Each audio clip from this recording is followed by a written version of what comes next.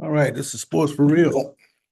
Been a few days since I hollered at you, but as always, got a lot going on.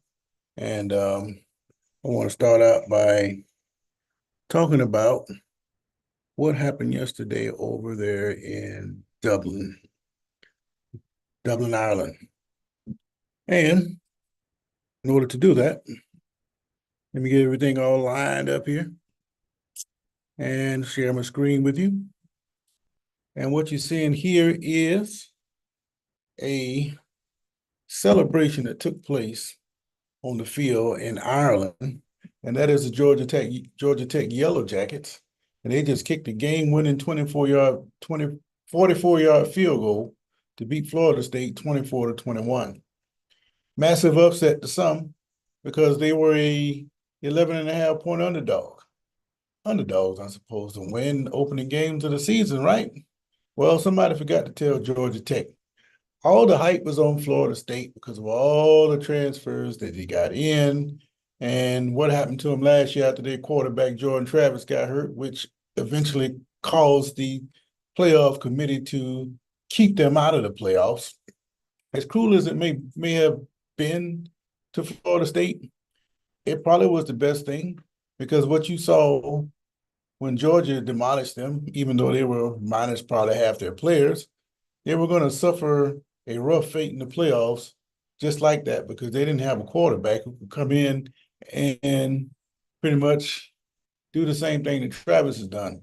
Now, I think it was Rodemaker from Valdosta. He could have came in and managed the game and kept the team in the game, but I think that by Travis getting hurt, that was the committee's excuse to leave Florida State out because I really didn't think they wanted them there in the first place. They wanted it all set up for Michigan, Alabama, and then Michigan to have a chance to win a championship, which ultimately took place. But Georgia Tech is an interesting case because of what the head coach has been preaching. They did pretty well last year. They won like 7 games, and most of the games in the second half of the season they won, which has allowed them to get that decent record in the rebuilding because, as you know, they hadn't done a whole lot since Paul Johnson left. And the fact that they won 7 games was pretty phenomenal given the way that they had struggled. But one thing that's interesting here, when you're trying to rebuild, that means you're not going to get a whole lot of recruits. Everybody wants to go run on the side where everybody is. And if I don't make the starting position, at least I can be on a winning team this year. Nobody's going to be going to programs like Georgia Tech, even though it's not a bad spot, and they are in the ACC. It's a good program, but nobody really wants to be transferring in there because they don't want to transfer into a so-called bad situation. But like I say, with the way that the landscape of college football is right now, what's really a bad situation if you think about it? But that's quite different from what you see at Florida State. They just happen to land one of the better quarterbacks out there, DJ Ugalele, or whatever you call him.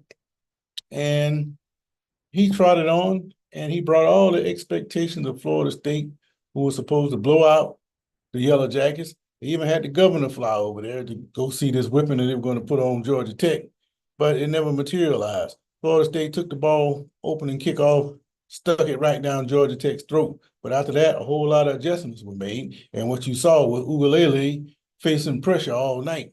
Now, in the end, he didn't play too bad. He ended up with 19 for 27, like 170 something yards. Not bad, not that great either, especially when it was revealed that he's trying to throw these little rinky-dink 5, 10 yard passes, these outs. He's not really pressing the ball down the field. And how long do you think it's going to take before those other teams pick up on what it is he's trying to do? Case in point, I talked the other day about Anthony Richardson, the former Florida quarterback who's in his second year now with the Indianapolis Colts. They had the joint practice last week with Cincinnati, and the players were pretty much calling him out, saying that this guy here is telegraphing. The only thing he really wants to do is run. He does not want to throw the ball. And that's basically the same thing that's being said about this guy, Ugalele. So as you see, Georgia Tech, they had a field day beating up on him. He missed a lot of passes. He overthrew several, short-armed a couple. But, he did in his defense, he did drive him down and got him down there to tie that score. And they converted two fourth downs on that drive. That was actually a pretty decent drive. So there's some positivities there, but not to the expectation that Florida State fans had hoped for. And you have to take that with a grain of salt because fans, they always want the pie in the sky and, champagne, the coldest and all of that. And you don't put in any work. They just expect all the results. Given that they're funding the machine that pays these players behind the scenes, if you know what I mean. So I guess they have some kind of gripe there, but this guy DJ needs to pick up his game, which brings me to his dad. Fans have been roasting DJ on social media, saying he needs to pick up his game pretty much. And they're putting all these kind of memes and commentary out there, and some of it is actually pretty funny. I'm not going to repeat that, but Dad, he watches this kind of stuff and he takes offense to it. Well, the problem with that is Dad never criticizes his son. He's going to protect his son and back his son all the way to the final gun. It might help if Dad will come up and say, look, man, you need to improve your game. Now, he may be doing that behind the scenes. We don't know that.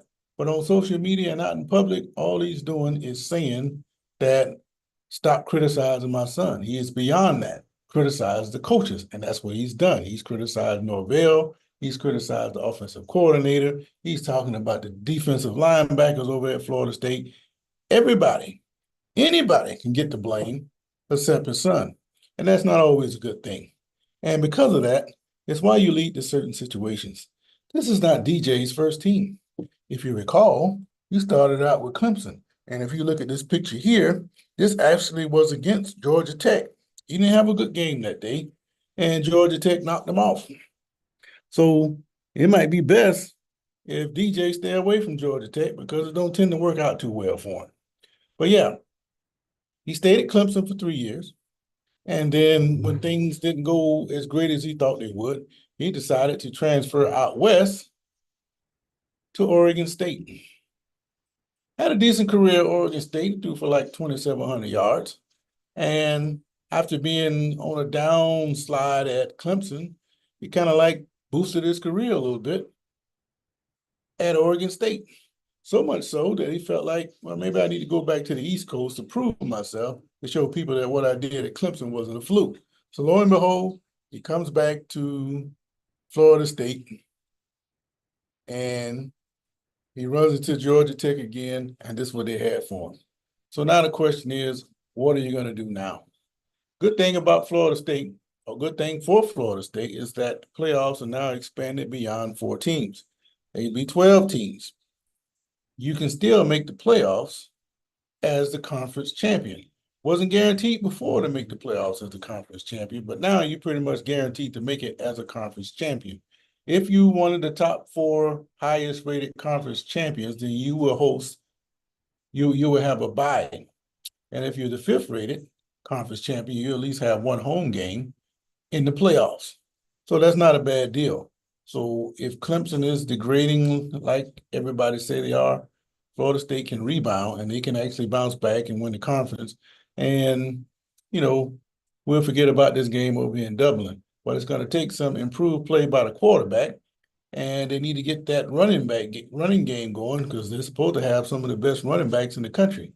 If you don't run the football, it's going to be hard to throw it. And if you don't try to press it downfield, that defense is going to inch up closer and closer and closer. And next thing you know, you won't be able to do much of anything. So let's just hope for early season sake that does not happen to Florida State. Now, again, resurrected his career at Oregon State, and he came back to Florida State to try to resurrect his career to boost his draft stock. All right. Now, I brought up DJ's dad for a reason. Not only is he criticizing everybody but his son, he's just the poster child of what's going on today in sports. When you have players that can transfer at the drop of a hat, what you're doing is setting up a situation where it's kind of like Pop Warner. The dads, I don't feel like my kid is getting the best situation, so I'm going to send him over here. Well, when they get over there, it's a little bit different, but not much better, so you take him over there. So they just go round and round and round, wasting the kids' eligibility and, trying to convince people how great your kid is when they're never really that great in the first place. It might be to the kid's advantage to stay in a certain place, compete, then show us how great you are. But just bouncing around, it does not, it doesn't do much for the competitive spirit. What you have is a pampered kid who's used to getting his way. And because he's used to getting his way, he's going to cry at the first hint of trouble and he's going to run away. And the opposite side of that, you have a situation kind of like what you have with the Arizona Cardinals and Marvin Harrison Jr. Here's a guy who's, first of all, he's a Hall of Famer player's son, so he grew up around this stuff. So he's had advantages from that. He was a great player himself. He had advantages in high school. Then he went to Ohio State where he had even more advantages. Then you got the Neil on top of that. So you got players who are used to getting their way, getting their way, getting their way. So he gets to Arizona, and he's got this deal with the Fanatics, where he had something going on with NIL while he was in college. And Fanatics, some kind of way, they feel like he's not honoring the same contract that the rest of the players in NFL are following. So what you have here is a guy who's used to having things his way. He's going to come into a new situation where he's brand new and feels like he can control the whole thing. Why? Because he's Marvin Harrison. And now you got the juxtaposition there with his dad, the coach, former Colts player, Hall of Famer. They have said that he didn't sign the form with Fanatics. My dad did. Well, you just open yourself up for fraud, and it was self-admitted. He didn't have to say anything. The way things work in society or have been working in favor of these athletes, a lot of times they tend to get their way in the long run. So if he had just kept his mouth closed, maybe he could have got this situation swept up under the rug. But now that this accusation has come to light, if there's any truth to that, both Harrison just might be on the hook for a fraud case. And I don't know the advantages, if any, that the Harrisons could get out of that. Why don't you just sign the contract and play along like the rest of the players in the league, and it won't be no problem. But you are entitled to the point where you want to change it because you don't want to have nothing to do with it. And because of that, now you open yourself up for some criminal charges. So go figure that out. So this is something to follow. Not only is it something to follow to see what happened with Mr. Harrison, but it sets a precedent for what comes behind him.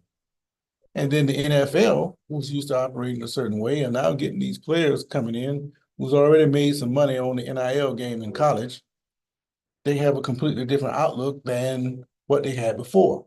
So when you take a look at what's going on in the NBA and these guys taking designated games to not play because I'm saving my body so they can play another couple of years so they can make a couple more million. Hey, that's fine.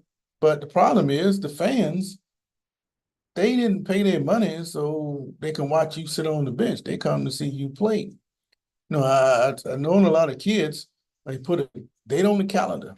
They're going to go, say, they're down in Orlando. They're going to go see the Magic play, and they're going to wait till a certain team, say the Lakers come in on LeBron. Not saying this is LeBron, but when they come to the game, LeBron may not even play that game because this is one of the games he's decided, I just don't want to play tonight. Now, you would think with all the advantage that these guys have, um, they don't have to put the same work that the people that came before them did, and they're making multiple more times money than what those guys before them did. And you would at least think that they will have the gratitude to get out there and at least play the game when the game comes up on the schedule. But not these guys. And it's going to get worse because you got players coming in to the pros with the Neo money. But the NBA is getting ready to sign this, if they haven't signed it already, this record TV deal, which they're now predicting that salaries are going to be $100 million a year for some players. Extreme amount of money. But if the money is there to get, hey, why not get it? But at the same time, if you're going to do that, at least give the fans some kind of consistency. So if I pay my money to come to the game to see a Jason Tatum play, at least Jason Tatum should suit him up and let the fans see him play. And I just think it's only fair. But that's just me. So that's how I tie the pampered players of college football with the Pop Warner atmosphere where you can transfer everywhere and before Pop Warner stayed where it was, but now it's in high school because they're doing the same thing down in high school. Now you throw Neil in there. I just see the lower levels of football is about to collapse. Yeah, it's great if you can get paid, but just like teams aren't supposed to recruit, teams aren't supposed to help you go out and get NIL deals. But if I want a certain player to play for my school and I got a connection to this guy over here with this $1 billion business, I get somebody else to make the connection. And next thing you know, private schools are going to be leading the forefront and getting these players to get this NIL money. You know, it makes sense. And because of that, whatever's left in public school is not going to be very much. All the talent is going to be in private school. But even if it did stay to the point where the players were getting paid in the public schools, now you're creating a problem in the locker room. Nobody's going to say it, but you can't tell me it's going to sit right with a coaching staff if they got 3 or 4 kids in there making more money than you do. Now you're supposed to be the professional. I mean, high school is not designed strictly to make money. I mean, you're supposed to teach these kids something. If we can't teach these kids anything, what is the point of having the high schools open? Just opening it all up and let it be for money. Nobody won't know nothing, but we can all have a chance to get paid. And if you get hurt, we'll own you because you didn't learn nothing. You didn't care to learn anything. Nobody forced you to learn anything. So you're going to find out right then that you're on your own. So as beautiful as it is, this modern stuff with football and NIL and all of that, it still comes down, you better know something. And if you don't know nothing or know how to get to know something, then you're going to be in problem. You're going to be in trouble because players still get hurt and they get career-ending injuries still. That has not changed since NIL's come into play. So keep that in mind as we talk about this subject on different occasions.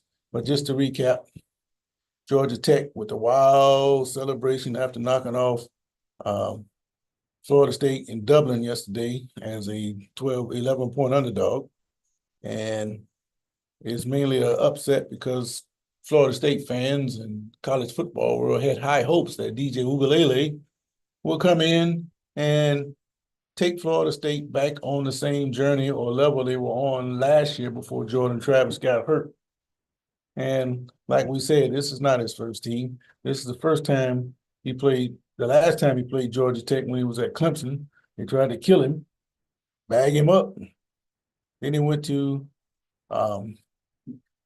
Oregon State where he took on, Pac-12 powers out there. He did pretty well for himself. And then now he's back on the East Coast trying to resurrect his career. And then the saga concerning Marvin Harrison and now Marvin Harrison Jr. I don't know what kind of twist is going to take, but it seems like to me, sometimes you get greedy, it comes back to bite you. So you come out of your mouth and introduce elements of fraud, then you got a problem. Look like to me, you better hurry up and settle before some criminal charges get filed. I mean, how hard it is to have a deal, one more deal with another company? You're going to get paid anyway. All you got to do is go out there and keep on doing what you know how to do. You're going to be fine. But you don't need no criminal cases over your head, man. That's just my take on it. So this has been Sports for Real. Let's stop sharing here. Yeah, this has been Sports for Real. Got some exciting news coming up. When the Jaguars take the field for real at home, I think they're playing the Browns September 15th. I got me a new role I'm going to be playing this year. So outside the stadium, you can find me playing that role. I'll get more into that as we get a little closer to the season. But I'm excited about the role, and you'll start seeing Sports for Real in a different light. And I'm excited about it. But until then, I'm going to get my highlights next week going for football. I'm going to package them up a little bit different this year. So keep an eye out for that. And it's going to be an exciting rest of 2024 on this side of the world. So until then, I'll keep up with you on the other side. This has been Sports for Real.